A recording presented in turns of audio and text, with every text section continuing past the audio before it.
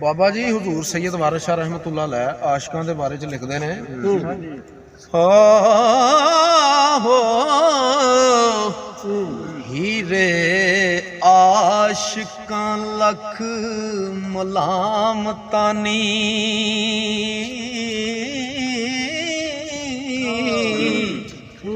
ते नाल सब्र दे शुक्र गुजार देनी सखी सायलों मूल न रद्द कर दे ओ ते खैर देम दे नाल प्यार देनी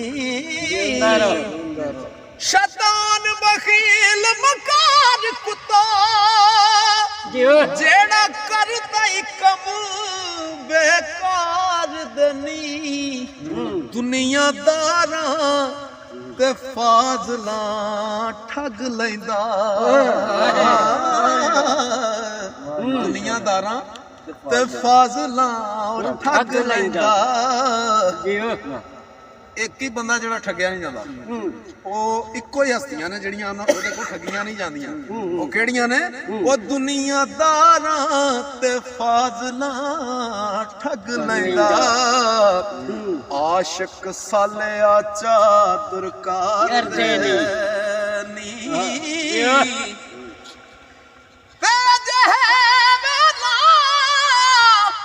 तू संभाल ही रे पार होवी न विच संसार देनी वारस शामियां कम सोई करिए हो हुक्म होण जो परवरदिगार देनी वारस शामियां कम सोई करिए हुक्म होण जो परवरदिगार देनी।